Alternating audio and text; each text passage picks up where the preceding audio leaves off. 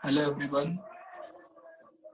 सो आज का जो हमारा टॉपिक है वो है मेंडल्स लॉ ऑफ इनहेरिटेंस, और उसके साथ हम लोग बैक क्रॉस क्या होता है और टेस्ट क्रॉस क्या होता है वो हम देख लेंगे। जो हमारा जेनेटिक्स का चैप्टर चल रहा है उसका ये 4th लेक्चर है। ओके, सो आज हम डिस्कस करेंगे Mendel's law of inheritance. Mendel's के लॉ जो थे, उन्होंने जो दिए थे वो हम लोग देखेंगे। ओके, सो स्टार्ट करते हैं Mendel's law of inheritance. Okay, so Mendel's ने जो लॉ पोस्टुलेट किए थे वो ऑन द बेसिस ऑफ मोनोहाइब्रिड्स किए थे और on the basis of dihybrid cross किए थे। So on the basis of monohybrid उन्होंने लॉ ऑफ डोमिनेंस दिया।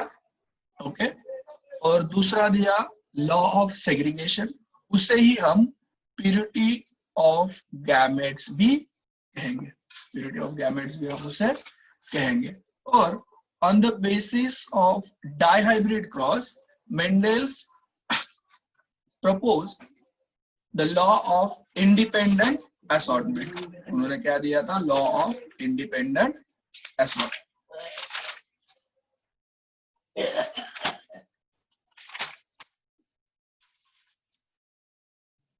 सो फर्स्ट हम देखते हैं लॉ ऑफ डोमिनेंस, और इसे हम फर्स्ट लॉ ऑफ इनहेरिटेंस भी कह सकते हैं। Okay, so in cross between two organism pure for any pair or the pairs of contrasting characters, these characters appears in F1 generation is called as dominant, and the one which is suppressed is called as recessive. Okay, and thus there is always uniform expression in F1 generation. Okay, so ये क्या कह रहा है हमें कि अगर हम दो ऑर्गेनिज्म में क्रॉस करें, ओके, तो उसमें से एक जो कैरेक्टर रहेगा वो कैरेक्टर क्या रहेगा? डोमिनेंट रहेगा इन F1 जनरेशन में, और दूसरा जो होगा वो रेसेसिव रहेगा, क्योंकि डोमिनेंट क्या करेगा? सप्रेस करेगा एक्सप्रेशन रेसेसिव के। जैसे हमने डोमिनेंट और रेसेसिव अलील देखा था। ओके, सो लाइक अगर हम क्रॉस ले कि हमने पेरेंट्स लिया जो कि एक था कैपिटल टी, और दूसरा जो प्लांट था वो था capital T small T sorry. Okay, so हमने कहा कि ये मेल प्लांट है और ये फीमेल वन है। ओके, सो इससे गैमेट बनेंगे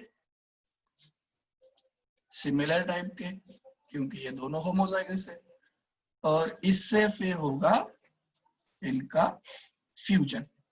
तो अब ये कंडीशन जो होगी ये रहेंगे F1 जनरेशन। अब इस F1 जनरेशन में ये सारे के सारे प्लांट, जितने भी प्लांट बनेंगे वो क्या बनेंगे? टॉल। अब ये क्यों टॉल बने? क्योंकि ये जो कैपिटल टी है उसने इस स्मॉल टी का जो एक्सप्रेशन है वो क्या किया? सप्रेस कर दिया। क्या कर दिया? सप्रेस कर दिया, मतलब उसको एक्सप्रेस ही नहीं होने दिया।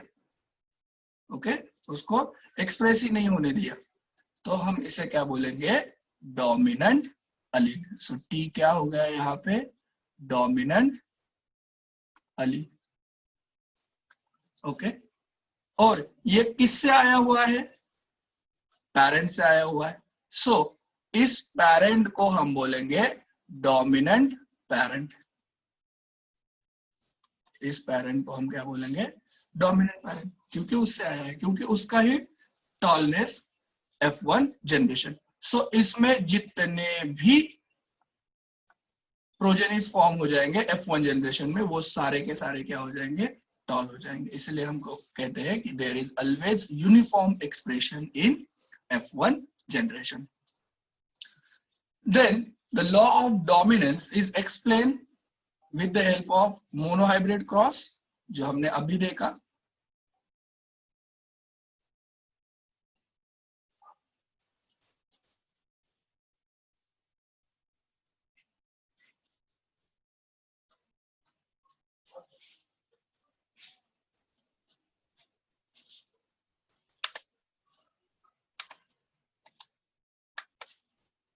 सो सी कि हम law of dominance with the help of monohybrid देखते हैं. Okay, so there are many cases where the dominance is not complete और एब्सेंट. ओके, बहुत सारे एग्जांपल्स हमें देखने को मिलते हैं कि जहां पे डोमिनेंस जो है वो कंप्लीट नहीं होगा. Okay, it is not complete. Okay, या तो एब्सेंट होगा. ओके, या पार्शियली कंप्लीट होगा, ऐसे भी हो सकते हैं. सो वैसे भी हम एग्जांपल देखेंगे, जैसे कि इनकम्प्लीट डोमिनेंट का हम एग्जांपल देखेंगे. ओके, जो कि 4 o'clock प्लांट में हमें देखने को मिल जाता है. ओके, या तो हम कोडोमिनेंट का एग्जांपल देखेंगे, कोडोमिनेंट का एग्जांपल देखेंगे जो कि हमें AB ब्लड ग्रुप में देखने को मिलता है. ओके, सो इन दो कंडीशन में डोमिनेंटनेस शो नहीं हो रहा है, वो कंप्लीट नहीं है. आइदर वो इनकम्प्लीट है, ओके, या तो फिर अकेला सिर्फ वो डोमिनेंट नहीं है, उसके साथ वो दूसरा भी क्या हो जाएगा, डोमिनेंस शो करेगा. इसीलिए हम उसे बोलेंगे को डोमिनेंस एक साथ. Okay, so see the phenomena of dominance is significant as the harmful recessive traits are masked. Dominant का जो फिनोमिना है वो बहुत यूजफुल होता है, या हम कह सकते हैं कि इट इज इंपॉर्टेंट. क्यों इंपॉर्टेंट हो सकता है? क्योंकि जो डोमिनेंट अलील होंगे वो रेसेसिव अलील को क्या कर देते हैं, सप्रेस कर देते हैं. अगर कोई रेसेसिव डिसऑर्डर है या रेसेसिव जीन के वजह से अगर कोई डिसऑर्डर हो रही है, तो वो डोमिनेंट के वजह से क्या हो सकती है, सप्रेस हो सकती है. ओके, मास्क हो सकती है. So and not expressed in the presence of normal dominant allele. For example haemophilia हो गया, डायबिटीज हो गया, are the recessive characters. Okay, जैसे कि हम बोलते हैं कि हीमोफीलिया का हम एग्जांपल लेके चलते हैं. हीमोफीलिया जिसे हम ब्लीडर डिसीज भी कहते हैं. ओके, सो हीमोफीलिया जो है वो एक्स लिंक्ड रेसेसिव डिसऑर्डर है. ओके, सो पर्सन अगर डिसीज होना है तो अलील कैसा होना चाहिए, दोनों रेसेसिव फॉर्म में. ओके, सो H हम हीमोफीलिया के लिए ले रहे हैं. और अगर नॉर्मल कंडीशन है तो कैपिटल H होना चाहिए.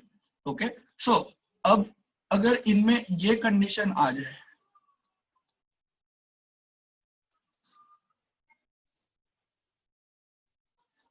ओके, सो ये डोमिनेंट H क्या हो जाएगा, इसको सप्रेस करेगा, मतलब ये एक्सप्रेस नहीं होगा, तो ये इंडिविजुअल नॉर्मल बनेगा. सो इसने स्मॉल h का एक्सप्रेशन क्या कर दिया, मास्क कर दिया. सो ये नॉर्मल बनेगा, बट ये कैरियर होगा, ये इंडिविजुअल कैरियर होगा. नॉर्मल तो नॉर्मल ही रहेगा, बट कैरियर रहेगा. क्यों? क्योंकि डोमिनेंट रेसेसिव रिलेशनशिप आ गई यहाँ पे. ठीक है, सो दस the law of dominance is significant. Law of dominance देखो सिग्निफिकेंट है, but and true, but it is not universally applicable. Universally applicable क्यों नहीं है? क्योंकि हमें ये दो एग्जांपल्स इनमें देखने को मिल जाते हैं, इनकम्प्लीट डोमिनेंस और कोडोमिनेंस. मतलब ऐसा नहीं कि सारे जगह पे हमें डोमिनेंट रेसेसिव रिलेशनशिप देखने को मिले. डोमिनेंट रेसेसिव रिलेशनशिप ही हमें देखने को मिले, ऐसा ही नहीं है. ये भी रिलेशनशिप हमें देखने को मिल सकती है, इसलिए हम कहते हैं कि it is not universally applicable. Okay, I hope this is clear for everyone. So next हम देखते हैं second law of inheritance, that is law of segregation. Okay, so law of segregation में देखो क्या हो रहा है कि members of allelic pair in a hybrid remains together without mixing. अब hybrid मतलब क्या, ये देखिए, ये हमने कहा था हाइब्रिड, ये हो गया हाइब्रिड. F1 हाइब्रिड हमने बोला था, F1 जनरेशन में जो प्रोड्यूस होता है उसे हम हाइब्रिड बोलते हैं. सो ये हाइब्रिड में जो अलीलिक पेयर है, मतलब ये जो है कैपिटल T स्मॉल t, ये तो एक साथ रहेगी, विदाउट मिक्सिंग, मतलब एक के साथ मिक्स नहीं होंगे, ब्लेंड नहीं होंगे एक के साथ, वो एक साथ रहेंगे विथ ईच अदर, एंड वो जो होंगे वो सेपरेट हो जाएंगे और सेग्रीगेट हो जाएंगे ड्यूरिंग गैमेट फॉर्मेशन। अब जब इस प्लांट की गैमेट फॉर्मेशन की बारी आएगी तो एक गैमेट में कैपिटल टी चला जाएगा और एक गैमेट में स्मॉल टी। मतलब ये एक साथ तो थे, बट जब उनमें गैमेट फॉर्मेशन की बारी आई तब ये दोनों क्या हो गए, अलग हो गए, एक दूसरे से सेग्रीगेट हो गए, सेपरेट हो गए। सो thus gametes receive only one of the two factors। ये दो फैक्टर्स है, अलील है, सो इसमें से एक ही फैक्टर एक गैमेट में चला गया, ओके। और ये जो हो, ये क्या है, दिस इज प्योर। सो ये गैमेट क्या है, प्योर है, किसके लिए, टॉलनेस के लिए, और ये भी प्योर है डार्कनेस के लिए। So that's why the gametes are pure.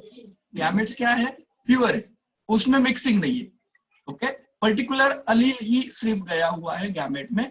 सो इसके लिए हम इस लॉ को law of purity of gametes भी कहते हैं।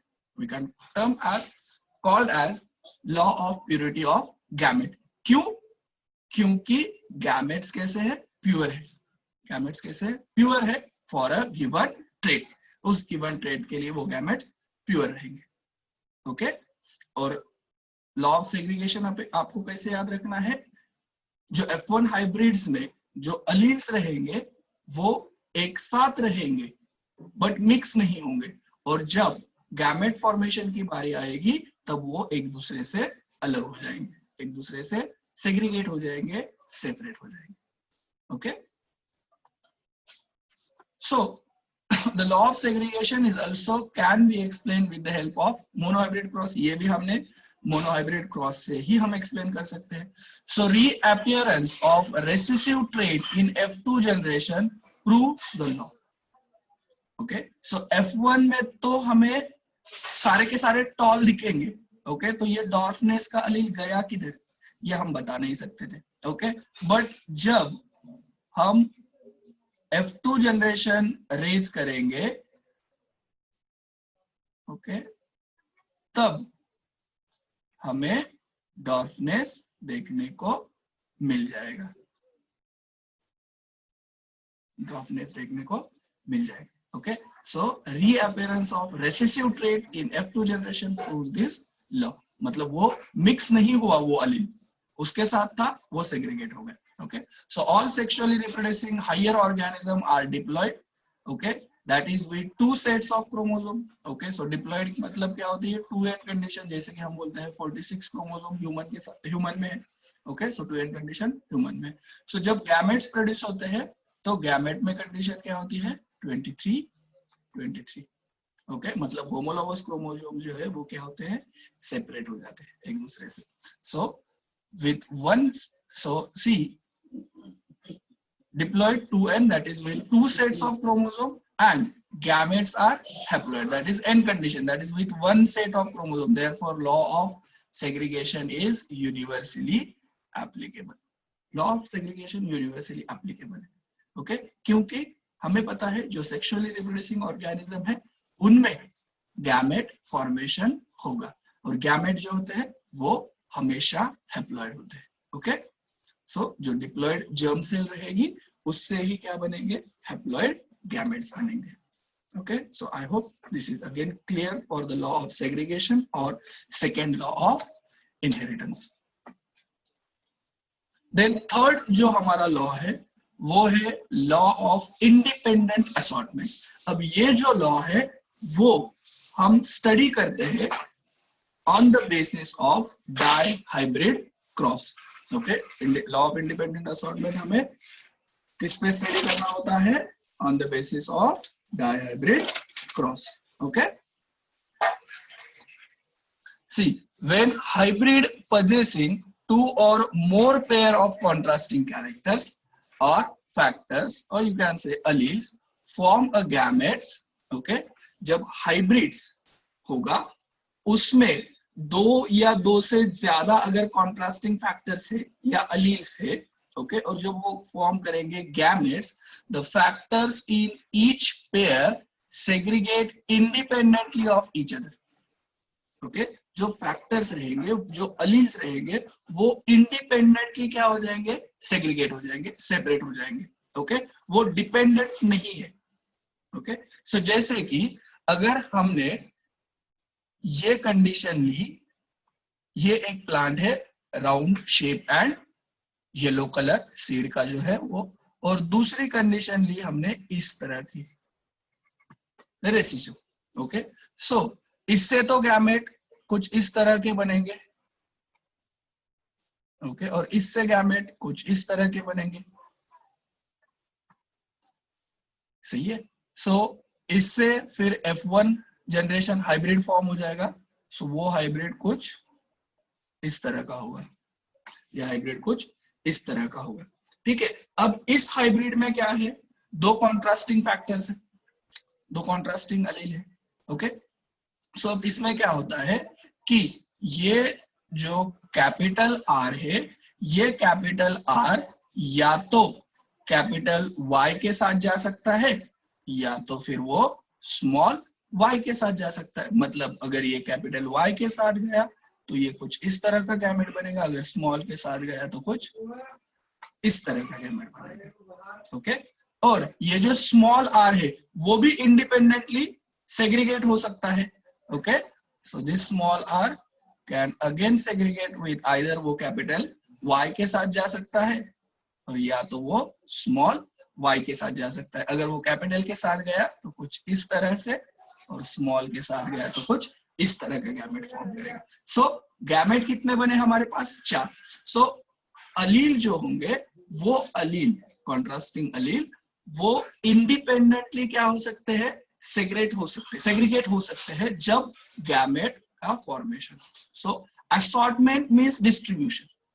असॉर्ट का मीनिंग क्या होता है, डिस्ट्रीब्यूशन। इंडिपेंडेंटली डिस्ट्रीब्यूट हो रहे उनके वजह से। इट इज नॉट नेसेसरी कि कैपिटल आर ने हर बार कैपिटल वाई के साथ ही जाना चाहिए, और स्मॉल आर ने हमेशा स्मॉल वाई के साथ ही जाना चाहिए। ऐसा कोई रूल नहीं है इंडिपेंडेंट असॉर्टमेंट में। So capital R capital Y के साथ भी जा सकता है, और कैपिटल आर स्मॉल वाई के साथ भी जा सकता है। सेम चीज small Y.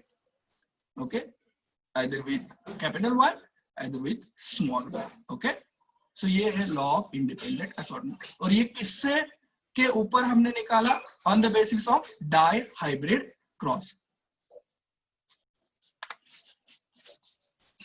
so this law can be explained with the help of dihybrid cross. so appearance of new combination in F2 generation proves this law. Okay, कि हमें F2 generation में बहुत सारे न्यू कॉम्बिनेशंस देखने को मिल जाते हैं। जैसे कि मैं आपको बता देता हूं, जैसे कि हमें पता है कि कॉम्बिनेशंस हमारे पास क्या थे, पैरेंटल तो ये थे, सॉरी, ओके, पैरेंटल तो ये थे, और हाइब्रिड जो था ये कुछ इस तरह का था। ओके, सो इस तरह के आगे हमें मिलने चाहिए थे F2 जनरेशन। बट इसके अलावा भी हमारे पास बहुत सारे अलग तरह के कॉम्बिनेशंस देखने को मिल जाते हैं। जैसे कि हम ये कह सकते हैं, इस तरह का मिल सकता है। ओके, या तो हम कह सकते हैं इस तरह का कॉम्बिनेशन हमें देखने को मिल सकता है, या हम कह सकते हैं इस तरह का कॉम्बिनेशन हमें देखने को मिल सकता है। सो बहुत सारे अलग तरह के अलील के कॉम्बिनेशंस हमें देखने को वहां पे मिल सकते हैं। Okay, so the law of independent assortment is not universally applicable. ये universally applicable नहीं है। क्यों नहीं है, क्योंकि हमें लिंकेज जैसी कुछ चीजें भी देखने को मिल सकती है। मतलब दो अलील सेग्रीगेट नहीं होंगे, ओके, वो एक साथ ही एक जनरेशन से दूसरे जनरेशन में चले जाएंगे।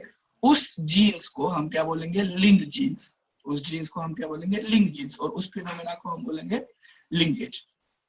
ओके, सो ये इंडिपेंडेंट असॉर्टमेंट तो इसलिए था क्योंकि मेंडल ने ये लॉ पोस्टुलेट किया था, क्योंकि जो कैरेक्टर 7 कैरेक्टर्स मेंडल ने चूज किए थे वो सारे के सारे कैरेक्टर्स के जीन अलग अलग क्रोमोसोम पे प्रेजेंट थे। इसके लिए उन्हें वो अच्छा सक्सेस मिला था। ओके, बट इंडिपेंडेंट असॉर्टमेंट हर बार ही हो ऐसा कुछ नहीं है। ओके, दो जीन्स या दो से ज्यादा जीन्स एक साथ लिंक्ड होके चले जा सकते हैं नेक्स्ट जनरेशन में। तो independent assortment is not a universally applicable.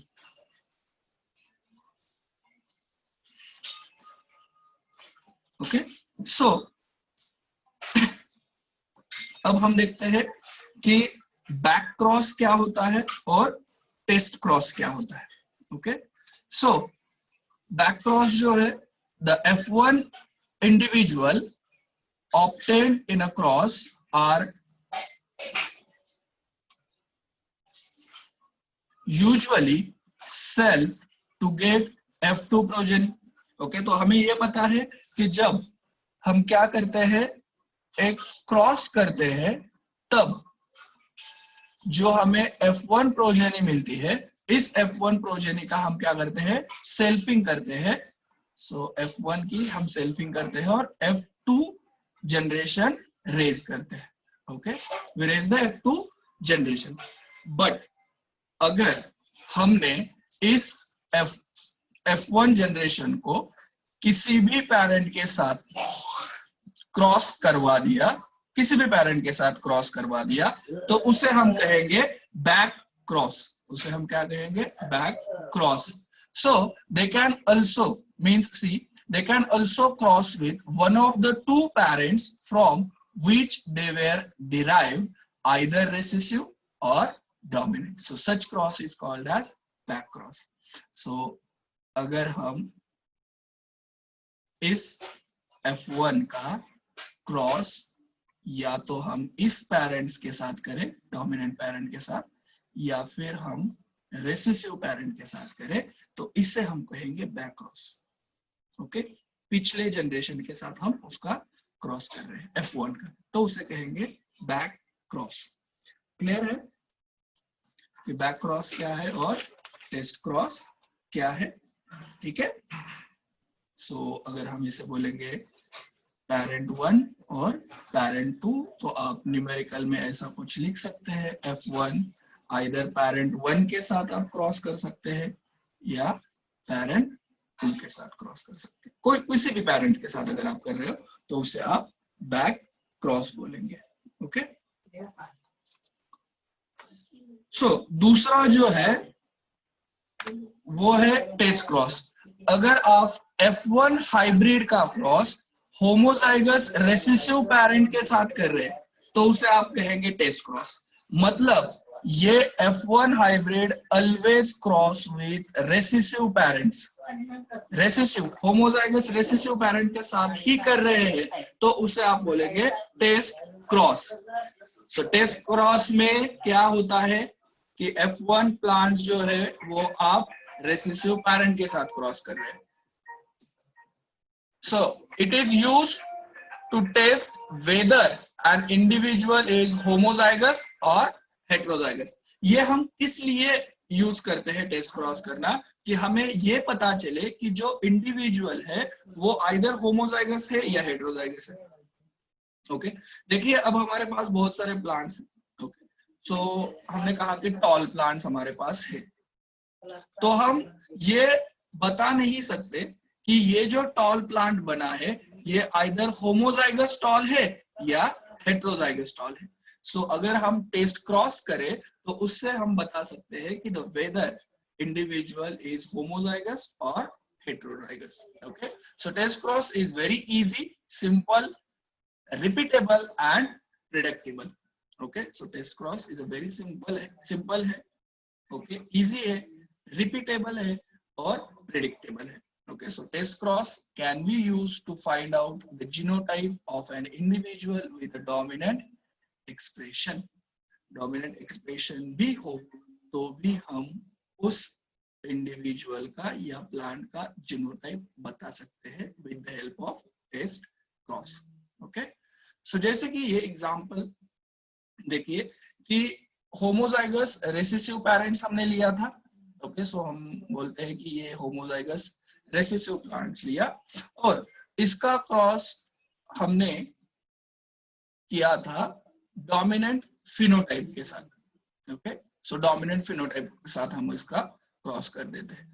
सो क्या बनेगा,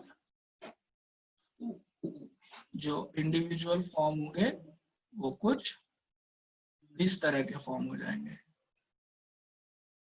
सो जितने भी इंडिविजुअल बने वो सारे के सारे कैसे बने, डोमिनेंट, सारे के सारे डोमिनेंट। कैसे बने, डोमिनेंट। ओके, सी ओके, मतलब अगर हमने ये अननोन, इसे हमने कहा कि ये अननोन फ्लावर हमने ले लिया है, उसका हमें पता नहीं है कि क्या है।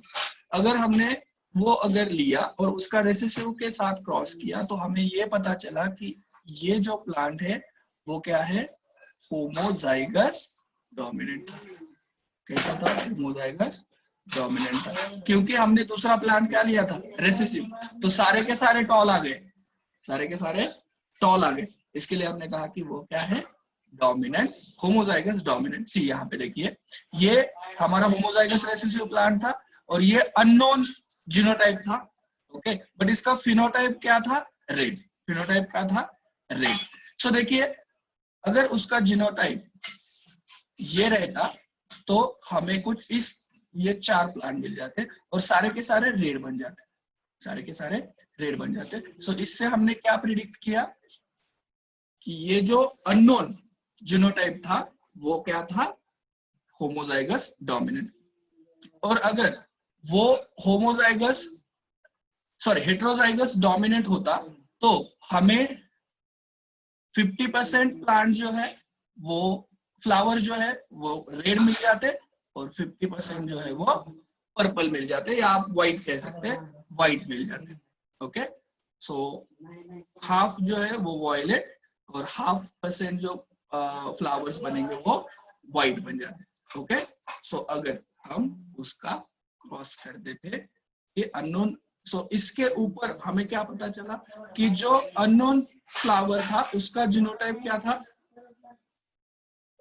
Heterozygous dominant. ओके, सो एक बहुत इजी सा हम बता देते हैं आपको कि क्या यहाँ पे होता है।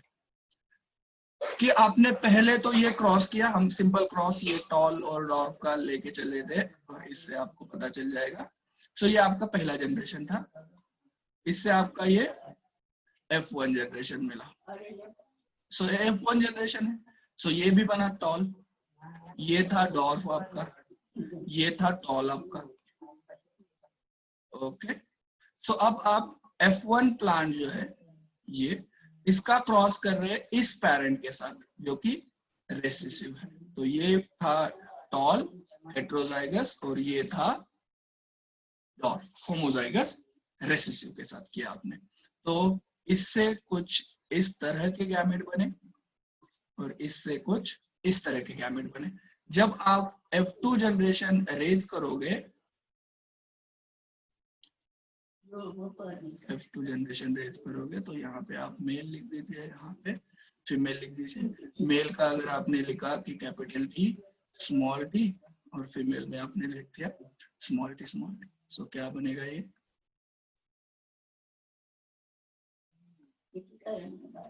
और ये कुछ इस तरह से। सो ये जो दो बने, ओके, सो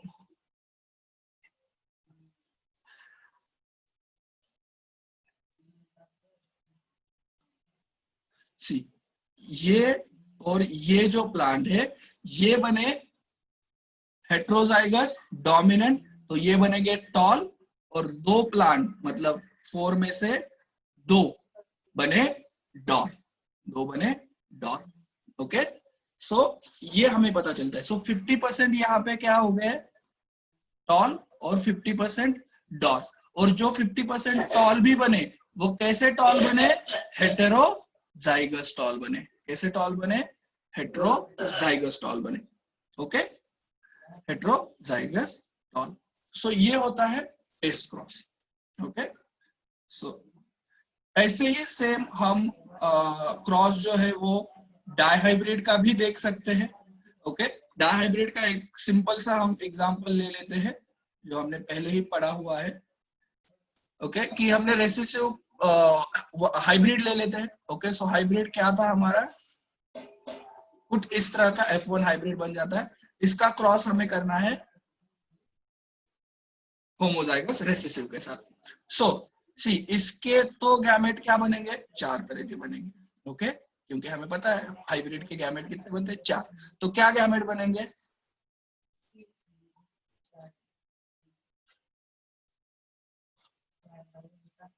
सी सो ये 4 तरह के गैमेट। और इससे कैसे गैमेट बनेंगे, इससे तो एक ही टाइप के गैमेट बनेंगे।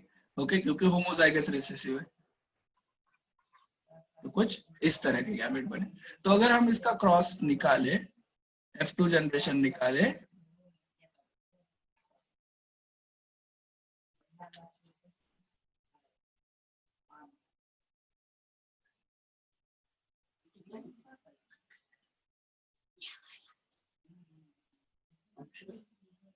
यहाँ पे हम मेल लिख देते हैं, यहाँ पे फीमेल लिख देते हैं। ओके सो मेल के हम गैमेट लिख देते हैं कुछ इस तरह के,